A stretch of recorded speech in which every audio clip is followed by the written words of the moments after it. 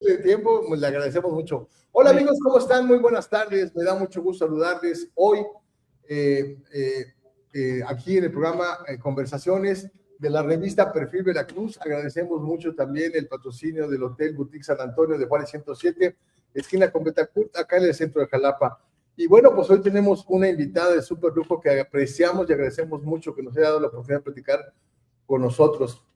La maestra, escritora y editora Julia Santibáñez. Ella es la directora de literatura de la Coordinación de Difusión Cultural de la Universidad Nacional Autónoma de México, a quien le damos la bienvenida y nos sentimos honrados de verdad, maestra, de recibirla a usted. Muchas gracias. No, al contrario, muchas gracias. Qué gusto platicar con ustedes, Walter, Daniel, y con el auditorio también. Pues muchas gracias. Y amigos, aquí como ven ahora Daniel está de este lado en la cámara, siempre nos ayuda por aquel lado, pero hoy quisimos aprovechar el talento de este joven maestra, que es estudiante de letras también, es ya egresado de una carrera de comunicación y ahora pues miren, trajimos estos dos ejemplares con motivo de la plática que vamos a tener con usted y que le agradecemos mucho. Pues recientemente la Universidad Nacional Autónoma de México, la Coordinación de Difusión Cultural, inició el homenaje por el natalicio del nacimiento de la escritora Rosario Castellanos, ¿no? Una mujer sin duda irruptiva, ¿no? Una mujer que marca, digamos, y define mucho de lo que México es hoy en el aspecto de todas las, digamos, luchas que hoy la mujer tiene, ¿no? Me voy a referir a ese aspecto únicamente, ¿no? Ella empezó a hablar de cosas que no se hablaban hace muchos años y que hoy pues están cobrando una vigencia y una relevancia importante en cuanto a la lucha que las mujeres feministas reclaman. Por nada más referir un tema. Hoy, Maesa, quisiéramos, sabemos que en las muchísimas actividades, creo que son más de 80 actividades las que la UNAM tiene preparadas para este homenaje y que se vienen realizando, si no mal me equivoco. Entiendo que hay una colección de objetos que fue recuperada por usted y por el hijo de la escritora de Rosario Castellanos, el maestro Guerra, ¿no? Y quisiéramos, bueno, saber si nos puede usted platicar un poco en particular de estos objetos, de la significación que tienen y que entiendo son, pues, objetos que no se habían expuesto jamás. Sí, así es. Pues esto comenzó el año pasado. Rosario Castellanos falleció de 49 años, es decir, que en 2024 se cumplieron 50 años de su fallecimiento. Y en la UNAM organizamos una jornada Rosario Castellanos todo el día. El 7 de agosto nos dedicamos a tener mesas, conferencias, una lectura de poesía por parte de la poesía de Rosario y de las cartas de Rosario, perdón, no fue la poesía, fueron las cartas a Ricardo, que le escribió Rosario, que leyó Arcelia Ramírez, la actriz Arcelia Ramírez. Es decir, que desde las 9 de la mañana y hasta las 8 de la noche comimos, pensamos, bebimos y disfrutamos a Rosario Castellanos desde ópticas distintas.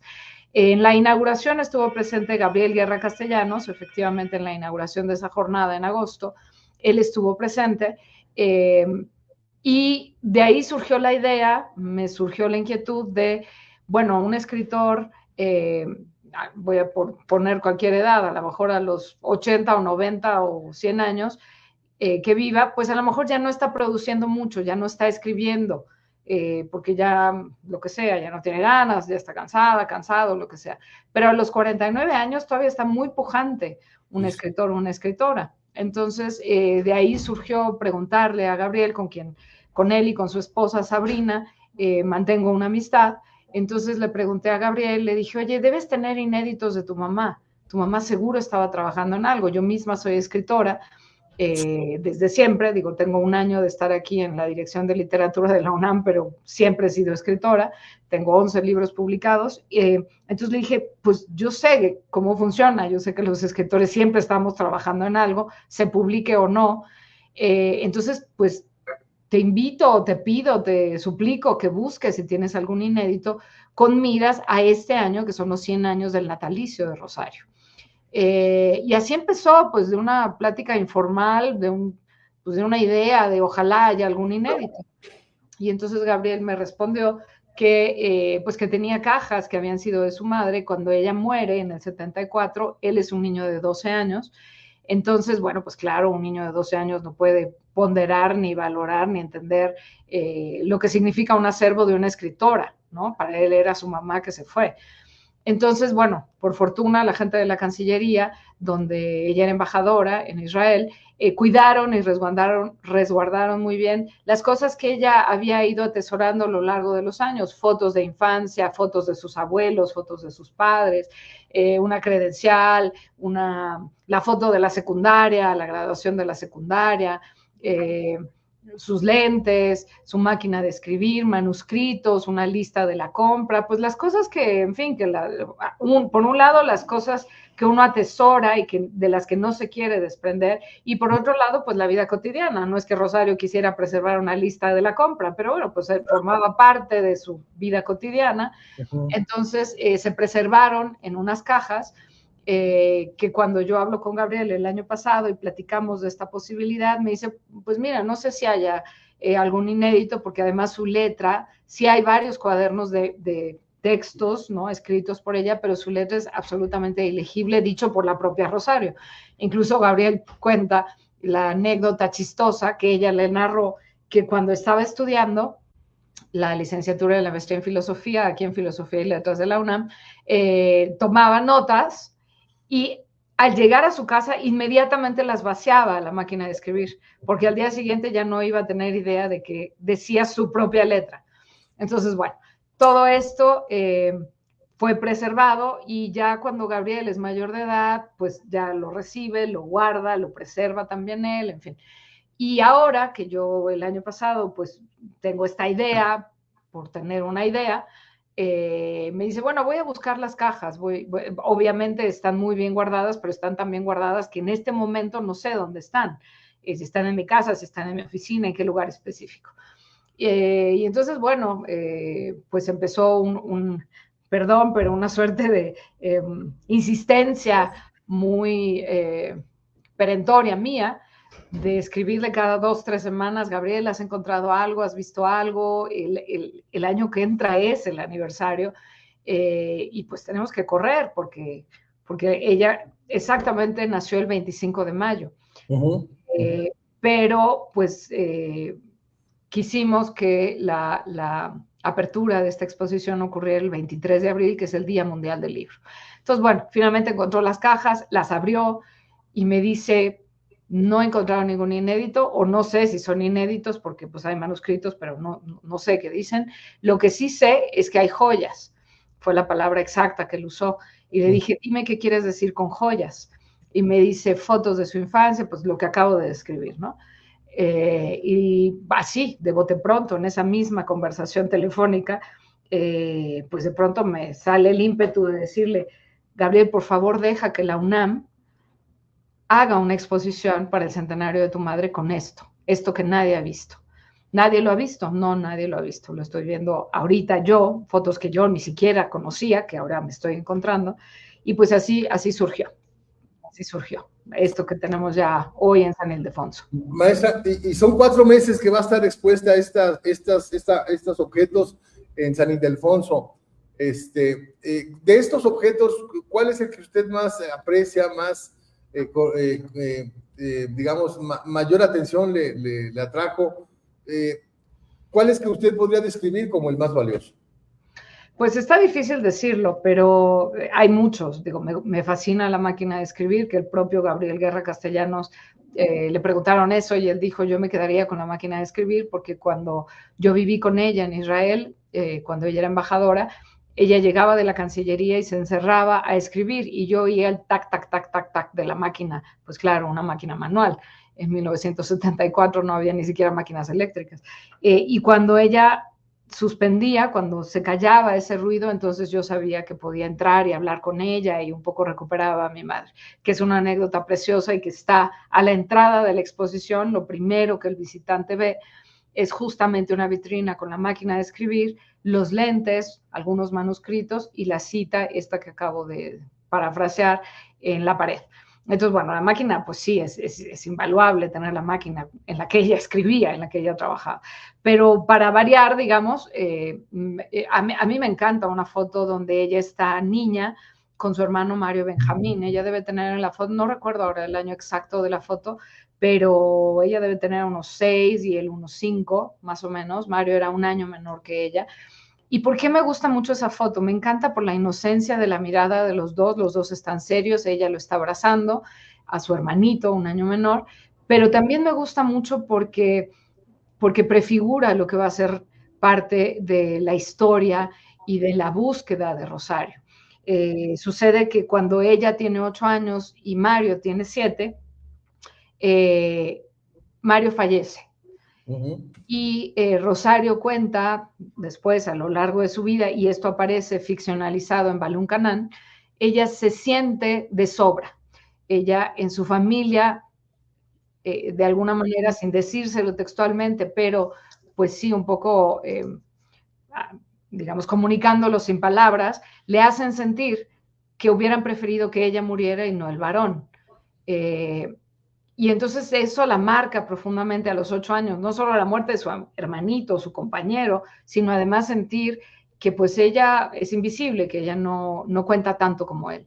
Y de ahí creo deriva una de las búsquedas que tú mencionabas, Walter, como de las búsquedas principales de Rosario, la del derecho de las mujeres hacia una vida más equitativa, porque claro que esto la marca profundamente. A los 8 años ya sabe que por ser mujer vale menos que su hermano varón.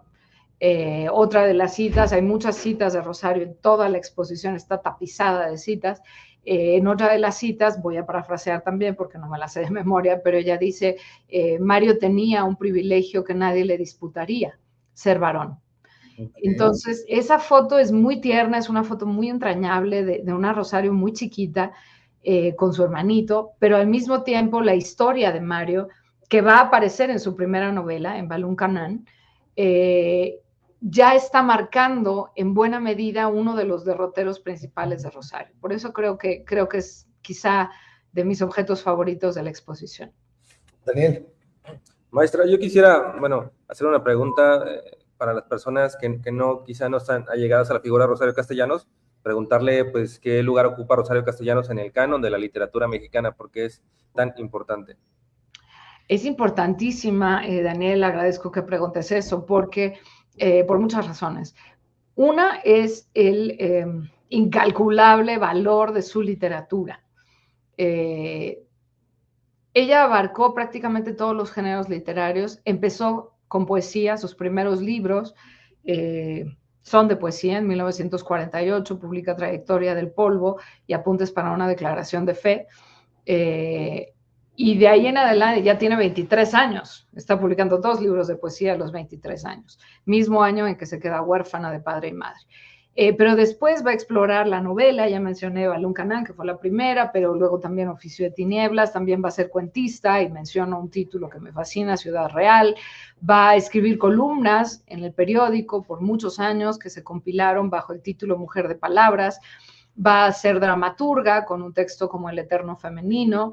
Va a ser ensayo, libro muy recomendable de Mujer que sabe latín. En fin, abarca muchísimo. Es que no alcanzo a ver. Es este. Es ese, ok. Y además, claro, y además de ser un estupendo libro, Mujer que sabe latín, de ensayo por sí mismo, pero además, y aquí voy a la segunda parte de la respuesta, el valor de la literatura de Rosario es incalculable. Por la precisión con que usa el lenguaje, por el pulimiento tan mesurado que tiene, porque no se siente el trabajo. Si fuera un carpintero, no le dejó ninguna rebaba al lenguaje, no hay marcas, no hay nada, no hay huellas del trabajo, porque tiene mucho trabajo, ¿no? Alguien lo dijo, algún escritor, que solo el mucho trabajo borra las huellas del trabajo. Regreso a la metáfora del carpintero, pues si no está bien pulido, pues entonces se ven los casi que por dónde pasó la sierra y dónde cortó y dónde trató de redondear, en fin. Entonces hay que trabajar mucho para quitar esas huellas del trabajo, y ella lo hizo. Entonces su literatura es impecable. Pero adicionalmente tiene este segundo valor, y con ello conecto con Mujer que sabe latín, porque fue de las primeras escritoras que vio en la mujer un sujeto de cultura. ¿A qué me refiero?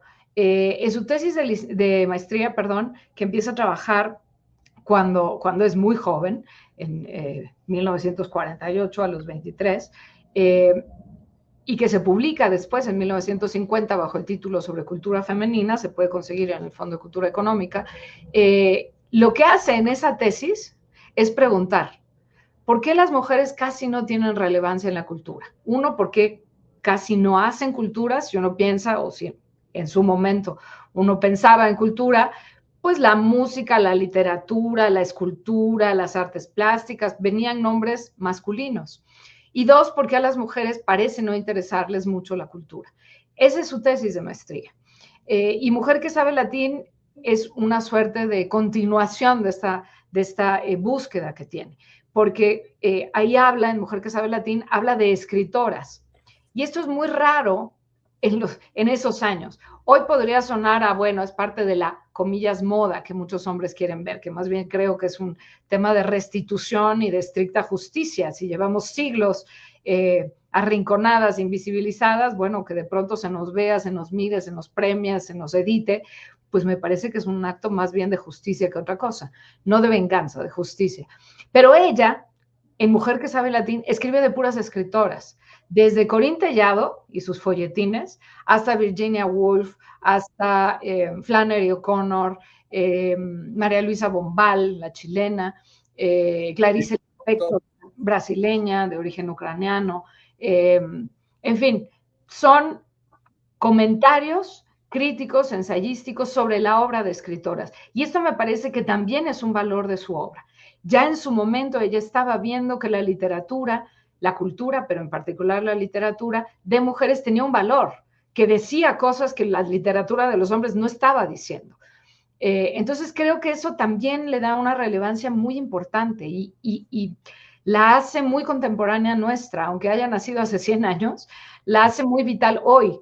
Y es sorprendente que las chicas y los chicos que están estudiando desde la secundaria, la prepa, licenciaturas, posgrados, están muy interesados en leer a Rosario, porque apela a cosas que ellas están viviendo, sobre todo las chicas. Muchas cosas que denuncia Rosario, tiene una columna que se llama La abnegación, esa virtud loca, donde dice, bueno, es que es una locura que nos pidan que seamos abnegadas, calladitas, el típico calladita te ves más bonita, tú tienes que ser el factor de armonía de tu hogar y siempre abnegada y siempre va adelante tu esposo y tus hijos y tu padre y tu madre, quien sea, menos tú. Y en esa columna ella dice, es una virtud loca, es absurdo que nos pidan eso. Bueno, pues hoy, en el siglo XXI, en 2025, en muchos ámbitos, a las mujeres se nos sigue pidiendo exactamente eso. Entonces sigue siendo profundamente contemporánea. Espero haber respondido a tu pregunta. Claro que sí, claro. Muchas gracias. Maestra, volviendo un poco a la exposición, ¿qué encontramos en ella? ¿En qué horario se puede visitar?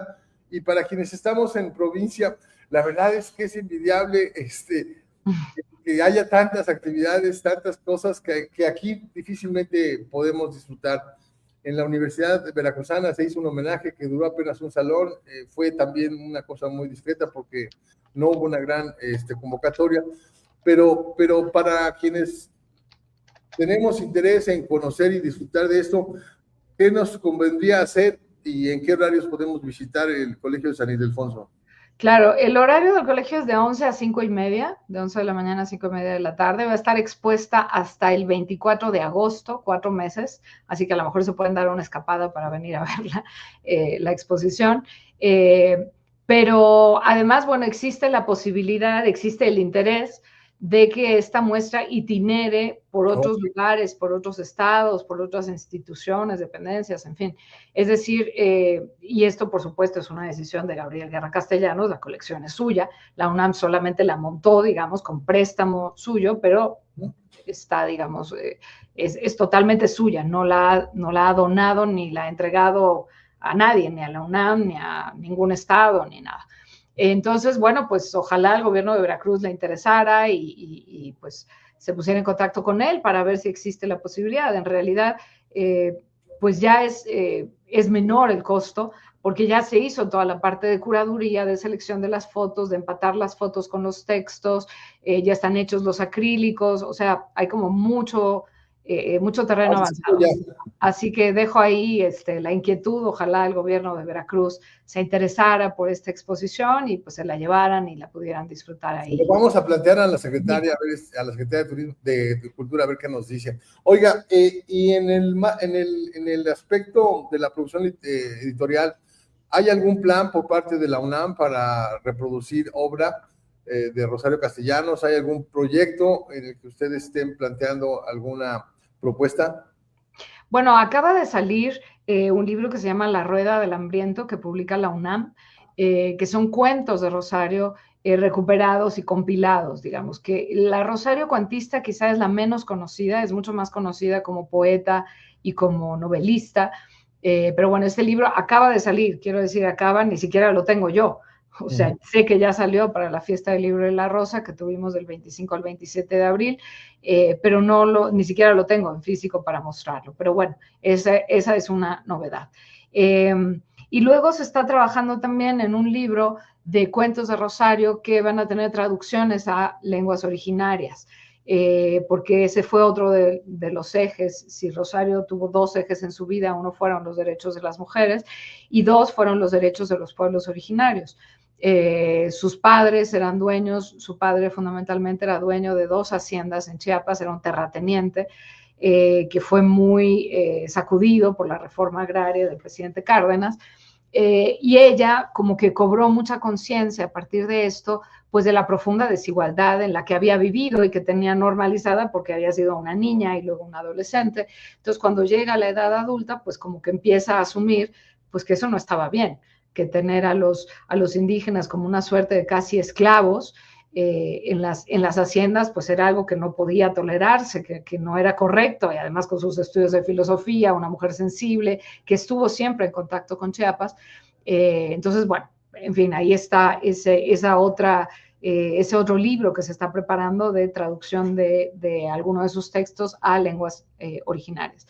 Y luego, bueno, estamos viendo si se hace alguna suerte de catálogo de la exposición para que quien no pueda verla físicamente en vivo, pues pueda de todas formas poder acceder a las fotos, a las imágenes, a los textos que la acompañan, a los 4 núcleos temáticos sobre los que está estructurada. En eso estamos. Oiga, antes de pasar otra vez con Daniel, y ya nada más como un mero curiosidad, de toda la obra de Rosario Castellanos y usted como escritora y editora, ¿cuál es la que mejor aprecio o la que mayor aprecio le causa? ¿Cuál crea que sea la preferida por usted? Nos gustaría que nos dijera. Pues es difícil saberlo, es difícil decirlo, pues, definirme, pero creo que la Rosario poeta tiene todas mis preferencias. Ella misma hizo una antología que se llama Poesía no eres tú, que por supuesto está jugando con el verso de Becker de Poesía eres tú, pues ella con este sentido del humor tan suyo, Poesía no eres tú. Que comprende la mayor parte de sus libros de poesía, dejó fuera un par, pero en general está la mayor parte de su obra. Es un libro que debe tener, no sé, 200 y tantas páginas, o sea, no es un volumen de 500, y sin embargo me gusta mucho recomendarlo, y he visto que a la gente que no conoce la obra de Rosario es una buena puerta de entrada, porque un poema normalmente son breves, ¿no? Los poemas, salvo uno extraordinario y que es un monumento, un poema suyo que se llama Lamentación de Dido, que tiene varias páginas, pero en general son de media página, una página a lo más. Entonces la gente que no conoce mucho la obra de Rosario o que no le gusta tanto leer, pues abre donde sea, no tiene que seguir una secuencia como en una novela, ¿no? Que pues no puedo empezar a la mitad y ya se me olvidó porque dejé el libro 15 días, en fin. En cualquier página que uno abra, Poesía no eres tú, se va a encontrar algo y va a llevarse una perla, digo yo, así en el bolsillo del pantalón. La poesía de Rosario es muy accesible, está dicha con palabras cotidianas, de manera que pues, prácticamente cualquiera puede acceder a ella, entenderla, disfrutarla, encontrarse en su poesía. Así que yo me voy con la Rosario Castellanos poeta, pero no está fácil la decisión, porque la ensayista también me gusta mucho y la novelista. Y articulista de periódicos, ¿no? También. Exacto. Sí, de mujer de palabras, así es. Daniel. Maestra, me gustaría que nos platicara un poco sobre el trabajo como escritora. ¿De mi trabajo? Sí, claro. Ah, pensé que del de Rosario. Pues está más interesante el de ella, pero bueno, yo sobre todo escribo poesía, es lo que más me jala, me llama, me interesa. He escrito varios libros, tengo 11 libros publicados, de los cuales 8 son poesía, y luego 2 que no son poesía dentro de esos 11, que se llama El lado B de la cultura, el volumen 1 y el volumen 2, que son crónica cultural del siglo XX mexicano, y se llama El lado B porque no son las cosas que uno suele leer sobre los grandes y las grandes autoras, sino es justo el costado menos conocido, cuáles fueron sus primeros trabajos, con quién se peleaban, los triángulos o cuadrángulos amorosos que establecían, en fin, elementos que arrojan luz sobre estos personajes de la alta cultura y de la baja cultura, que creo que nos ayudan y nos invitan a acercarnos, que es exactamente lo que queremos hacer con la exposición de Rosario, que la gente se acerque a su obra, no nomás que se entere de algo, sino que se acerque a leerla y vea por qué es la escritora que es. Entonces, bueno. ¿Su inspiración en quiénes está sostenida, maestra? La suya. La inspiración. ¿En quién se inspira? ¿En quién? Veo que tiene mucho trabajo de poesía, ¿no? Sí, sobre todo, como digo, es poesía lo que más he hecho, lo que más he publicado, pero también lo que más he escrito. Pues la inspiración, no sé si creo en la inspiración, más bien voy interesándome por cosas de la vida cotidiana. Okay. Tengo un patio con muchas plantas, por decir algo, entonces varios poemas han surgido a partir de ver mis plantas y de interactuar con ellas, y que un cacto me pica, entonces, bueno, pues yo también a veces hago sangrar a la gente que amo. En fin, o sea, como que voy derivando de ahí algún poema, la vida diaria, mi hija, el desamor, el amor, el deseo, la muerte de mi gente cercana, pues en fin, las cosas que nos van arañando la piel para bien o para mal, ¿no? Con dolor o con gusto, pero las que nos van marcando, pues básicamente de eso escribo. Dani. Maestra, ya por último, ¿nos podría recomendar 3 escritoras mexicanas actuales que deberíamos leer? Del momento de hoy. Sí, sí. De que usted nos recomiende, maestra, que crea que es necesario leer básico, fundamental para, en el caso de Daniel, que es escritor, está estudiando lengua, literatura española, ¿no? Francesa. Francesa, ok. Francesa. Entonces, para ver que tiene esa inquietud, ¿qué nos podría recomendar usted? Pues mira, hay una escritora que es bastante joven, Nadia López García, que además ahora yo la conocí antes del puesto, pero ahora es la directora de literatura de Limba. Ella es escritora de poesía en lengua originaria, ella es de la Mixteca Alta oaxaqueña y escribe en su lengua y se autotraduce al español, pero tiene una poesía preciosa, puntual, muy sacudidora, es de veras muy impresionante, me parece una escritora que va a llegar lejísimos y es bastante joven. Diana del Ángel es otra, ella escribe en español, no sé si nació en la Ciudad de México, pero bueno, aquí vive y habla en español, es su lengua primera, digamos. Y ella además ha sido una gran estudiosa de Rosario Castellanos. Hizo su tesis sobre Castellanos, pero además es poeta y es muy buena poeta, tiene un libro que se llama Barranca, que es precioso. Y en tercer lugar, me gustaría recomendar es que tengo muchas en la cabeza y quiero decidirme por una. Me dijiste 3 y se me ocurre como 6. Díganos los 6, maestra. No, para que no se atosiguen y digan, ya no me acordé de ninguno, no, sí me quedé. Bueno. Pero, ¿quién podría ser? Para no centrarme en poesía, me quiero ir a narrativa. Nayeli García Sánchez sacó una primera novela muy interesante en Alfaguara que se llama Especies tan lejanas, que es una novela, pero dialoga con la relación que tenemos con las arañas, esos seres que suelen darnos miedo y los vemos como tan espantosos y no sé qué. Bueno, pues resulta que tienen muchos puntos de contacto con nosotros. Entonces, una novela sobre una búsqueda humana, digamos, del origen, como muchas de nosotras buscamos el origen en el padre, pero además pues tiene todo este costado que es muy, muy interesante. Entonces, bueno, ellas tres. Voy a leerla, voy a buscarla. Ayer precisamente estuve yo viendo una araña, construyendo una telaraña. Bueno, pues uno de los personajes de la novela trabaja en un aracnario, es decir, una parte de un museo que tiene a las arañas. Así que es una novela bien interesante.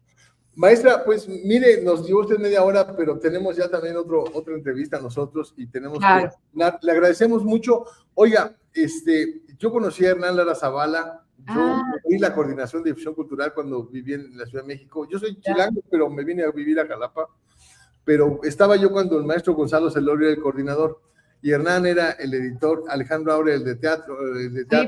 Sí. Y me dio mucho gusto y de verdad me causó mucha emoción y conmoción cuando usted se refirió a mí con mi nombre como Walter, porque él también lo hacía así. Le aprecio mucho y me conmovió mucho ese hecho. Maestra, yo le quiero preguntar, ¿qué paquete representa para usted? Dice que tiene apenas un año ahí, pero ¿cuál es el reto, maestra, con tantos escritores y personajes? Ignacio Solares también fue otro director de literatura ahí donde está usted. Así es. ¿Qué le significa todo esto? Pues es una enorme responsabilidad, o sea, es imposible llenar esos zapatos. De la doctora Rosa Beltrán, hoy coordinadora de difusión cultural, también pasó por esta silla. Es imposible llenar sus zapatos, o sea, estos nombres que has mencionado y el que yo añado de la doctora Beltrán, entre otros, pues no se puede ni siquiera aspirar a competir con ellos. Lo único que espero es hacer una gestión digna, de la que ellos no se sintieran avergonzados y que sobre todo ponga la literatura en manos de más personas. A eso aspiro, pero por supuesto tengo muy claras las jerarquías y no se me olvida que pues ellos son los maestros y de quienes tengo todo que aprender. Oiga, pues notaba yo que el nombre del departamento ahora es de fomento también a la lectura. Y si hemos visto algo, Daniel, yo y muchas gentes aquí, es que muchos chicos llegan a las universidades sin comprensión de lectura, maestra, y es algo muy terrible. Aquí se quiso hacer un intento en la Universidad de Veracruzana para conseguir los títulos pues universales y ponerlos a un costo bastante económico para que los jóvenes pudieran leer, pero ni así se logra. ¿Qué hacen ustedes en concreto, maestra, por fomento a la lectura? Ya con esto nos despedimos. Con esto me voy, sí, porque tengo que tomar otro Zoom. Bueno, como dirección tenemos muchas actividades enfocadas justamente en fomentar, en acercar los libros de una manera lúdica, nada solemne, nada obligatoria, nada de siéntate a leer X minutos al día, sino leer por placer, leer por diversión, leer porque te implica un gusto enorme. Entonces tenemos muchas actividades con chicos de educación media y de licenciatura y también de posgrado para acercarles a través de narraciones orales, a través de incluso juegos, ¿no? Como tipo una especie de rally, a través de podcast, a través de una caminata que tuvimos hace poco con el programa universitario de Fomento a la Lectura, Universo de Letras, una caminata por lugares emblemáticos de la novela Las batallas en el desierto de José Emilio Pacheco. Entonces fuimos deteniéndonos, aquí Carlitos no sé qué, aquí vivía no sé cuántos, aquí Mariana, en fin. Tuvo muchísimo éxito. Entonces, ese tipo de cosas, no el acercamiento de tienes que leer porque esto es indispensable, no, sino mira qué rico es leer, mira qué sabroso, mira cómo te la vas a pasar mejor y va a enriquecer tu vida y la va a hacer más ancha. Entonces, ese tipo de cosas hacemos. Y preferencialmente desde niños, ¿no? Sí, también tenemos actividades para niños. Al ser una universidad nos enfocamos más en educación media y superior, pero sí, también tenemos actividades para niños. Hay una colección de más de 2.500 libros infantiles que se van prestando tienen que llenar una serie de requisitos, pero no se cobra, sino simplemente para asegurar que no se pierdan los libros. Maestra, pues muchas gracias, le agradecemos mucho, le apreciamos muchísimo el que nos haya permitido estar con usted y nos queremos poner a su disposición cuantas veces quiera usted participar en este programa, anunciarnos las actividades que tengan. Sea bienvenida, maestra, esta es su casa y le valoramos y le agradecemos muchísimo la oportunidad que nos brindó de platicar con nosotros aquí desde la Universidad Nacional Autónoma de México para el programa Conversaciones y de la revista Perfil Veracruz. Buenas tardes, les agradecemos mucho, maestra, muchas gracias. Gracias a ustedes, Walter, gracias, Daniel, y gracias al auditorio. Nos Hasta vemos. luego, maestra. Ya tuvimos ahí comentarios, respuestas que nos hicieron llegar. Bueno, ahí me las mandan. ¿Cómo no, maestra? Muchas gracias. Gracias, adiós. Gracias, adiós, amigos.